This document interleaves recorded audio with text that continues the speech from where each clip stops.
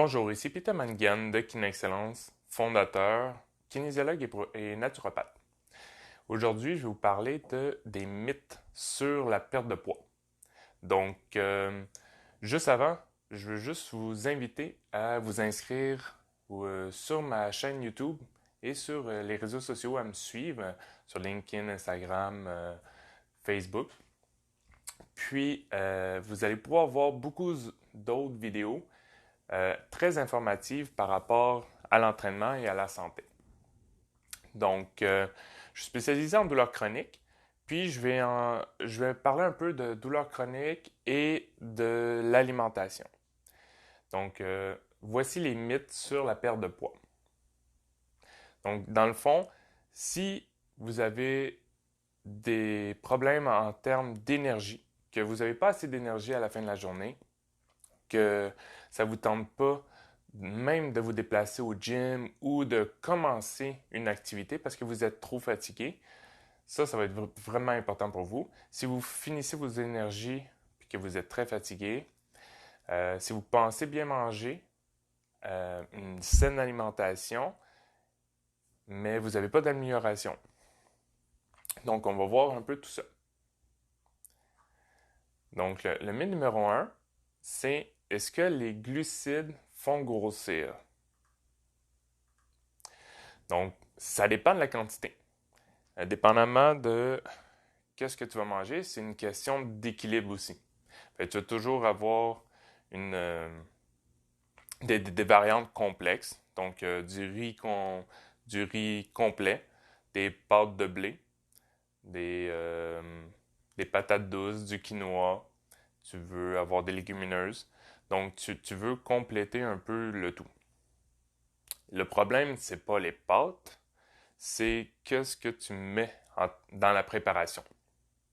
Dans tes sauces, comment tu vas les faire. Donc, les pâtes, le riz, les pommes de terre sont vraiment cuisinées d'habitude avec des sauces riches en calories comme du carbonara, des sauces faites avec beaucoup de crème 35%, des crèmes fraîches, le pesto. Donc, ça dépend, c'est une grosse quantité de graisse.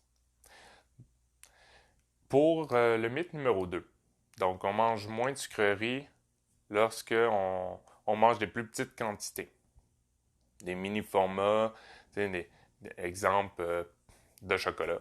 Tu vas avoir des petites barres pour l'Halloween ou pour Noël, des petites quantités pour des occasions. Mais est-ce que si tu en manges plusieurs, tu vas avoir l'impression d'en manger un peu moins?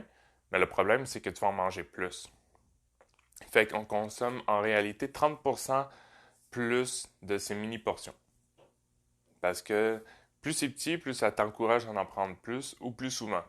Fait que si tu en prends tous les jours, ben tu te dis, ah, c'est pas grave, c'est une petite quantité, versus juste prendre une grosse Kit Kat une fois de temps en temps, puis t'es rassasié.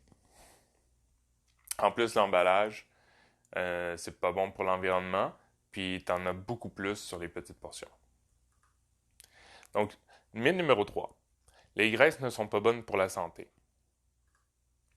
Ça dépend quelle qualité de graisse et la quantité que tu vas prendre. Donc, c'est ça qui va faire la grosse différence. Une certaine dose de graisse, c'est vital. Donc, tu ne peux pas vivre sans gras. Tu vas aller voir les gens qui font la compétition de fitness, même sur le stage, ne descendra pas vraiment, surtout les gars, ne descendra pas vraiment en bas de 3-4%. Très rare. Puis, rendus là, ils sont en train de mourir. Donc, c'est très, très difficile à soutenir. Tu as besoin de gras pour bien survivre aussi. Donc, c'est vraiment pour aller voir le contraste. Mais normalement, un homme doit être entre 10 et 20% de gras, une femme entre 18 et 28% de gras. Pour les normes santé, tu peux descendre un peu plus, comme j'expliquais, 4, 6% plus compétition, mais tu ne maintiendras pas ça toute l'année.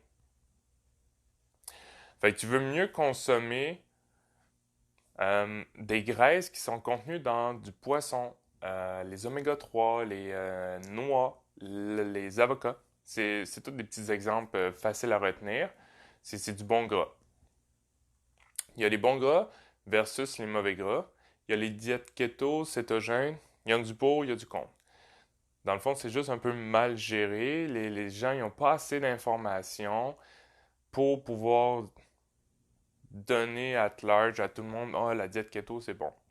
Parce que les gens ne savent pas différencier les bons gras, les mauvais gras, puis comment faire les bons choix. Même s'il y a des recettes et ça, c'est pas assez bien expliqué, fait que c'est mal interprété. Donc, attention. Il y a un pour qui est de couper les glucides. Donc, mais encore là, il en faut pour le cerveau. Mais numéro 4, les laxatifs sont un bon moyen de perdre de poids. Non. Donc, ça permet juste de perdre beaucoup de liquide, de te déshydrater. C'est très dangereux pour la santé. Tu veux juste essayer de reprendre ça quand tu as fini de prendre les laxatifs parce que tu ne peux pas maintenir ça longtemps. La consommation régulière des laxatifs va affaiblir tes intestins, en fait. Mais numéro 5, sauter le petit déjeuner va vous faire économiser des calories. C'est complètement faux. Dans le fond, plus tu attends avant ton déjeuner, plus tu vas avoir faim normalement. Il y a des gens qui ont fait du jeûne intermittent, c'est du jeûne intermittent que tu ne vas pas maintenir à l'année. Donc, tu veux vraiment essayer d'avoir tes glucides, surtout le matin, parce que c'est là que tu as besoin de donner de l'énergie à ton cerveau, à ton corps, puis en même temps, tu veux vraiment donner tout ce qui est de carburant à ton corps dès le matin pour bien démarrer la journée. Dans le fond, tu régules la gréline. La gréline, c'est quoi? C'est une hormone qui est digestive, qui gère l'appétit. Ce qui va aider à éviter les fringales, en fait. Puis surtout, c'est le matin que ton métabolisme est le plus actif. Donc, très important, il est prêt à absorber. Donc, juste un petit mot sur la gréline. C'est une hormone digestive qui stimule l'appétit, donc son taux est élevé avant les repas, puis diminue à mesure que l'estomac se remplit. Donc, au niveau de la satiété, c'est comme l'antagoniste de la leptine, qui est une hormone produite par l'estomac qui induit la satiété lorsque son taux augmente. Mythe numéro 6, l'alcool stimule le brûlage des graisses. C'est bien au contraire. Dans le fond, l'alcool ralentit la digestion et favorise le stockage au niveau des gras. Je vais vous expliquer un peu plus tard en termes de calories, mais des graisses, ça coûte 9 kcal et l'alcool 7 kcal. Donc, tu vas stocker beaucoup plus en termes de gras. Mais numéro 7, renoncer aux aliments habituels aide à perdre du poids sur le long terme. Ça dépend vraiment c'est quoi tes aliments habituels. Donc, si tu arrêtes des choses que tu aimes manger, mettons que c'est bon pour la santé, ce que tu manges, ça ne va pas stimuler la perte de poids car tu vas avoir un manquement automatique puis tu vas chercher à le remplacer. C'est bien connu que ce qui est interdit devient d'autant plus intéressant. Donc, la modération, c'est la clé. Mais numéro 8, jeûner fait fondre les réserves de graisse. Fait que, dans le fond, les réserves de graisse, c'est... faut faire attention parce que le jeûne intermittent, c'est bon à un certain moment. Je l'ai testé pendant un mois. Ça a fait une petite pause à mon estomac qui était toujours en train de digérer au niveau de l'intestin. Mais après ça, tu te sens bien, mais il faut que tu puisses donner les bons aliments pour éviter d'avoir faim parce que sinon tu te garoches dans la nourriture. Donc, tu ne veux pas avoir une période de famine, sinon ça va stocker au niveau des gras. Bon, il y a toujours la théorie au niveau du du cétogène ou du jeûne intermittent que tu vas mieux brûler tes gras. Est-ce que c'est bon pour tout le monde? Non. Est-ce que ça a été testé pour tout le monde? Non. Fait que c'est pas tout le monde qui a cette capacité-là. Puis encore là, il n'y a pas une diète qui va être bonne pour tout le monde. C'est toujours du cas par cas.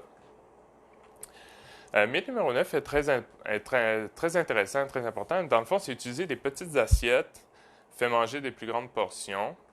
Ben, c'est faux. Dans le fond, tu vas donner l'impression de manger des plus grandes portions au contraire parce que ça va remplir ton assiette. Puis c'est plus rapidement rassasié, puis tu vas manger moins.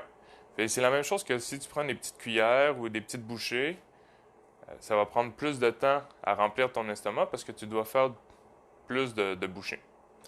Donc, des plus petites portions, c'est toujours ça, ça va prendre un peu plus de temps, mais en même temps, tu vas manger moins de quantité.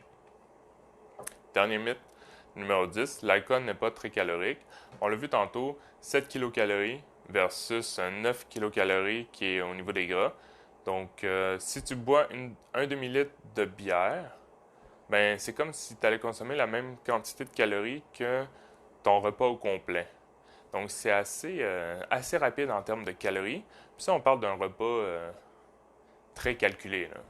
Fait qu'on s'entend, tu as ta source de protéines, mettons du poulet, tu as ta source de légumes, donc salade, kale, épinards, puis tu as du riz ou des patates douces ou du quinoa, couscous. Fait que tu as tout ce que tu as besoin dans ton alimentation. Ben, ta bière elle vient de scraper ou de doubler le nombre de calories. Donc, ça, c'est des mythes que j'avais vus sur Internet, que j'ai lus, puis ça pouvait répondre, puis donner les informations. Donc, sur ça, je te conseille de partager cette vidéo-là aux gens que tu sens que ça pourrait aider, donc interpeller. Moi, je dirais pas mal tout le monde, parce que des mythes comme ça, c'est facile à voir sur Internet. Puis, tu peux liker ou aller voir mon site web, aller t'abonner pour avoir d'autres vidéos comme ça. Puis tu peux m'écrire aussi des commentaires, puis quel type de vidéo tu aimerais approfondir un peu. Donc sur ça, bonne journée.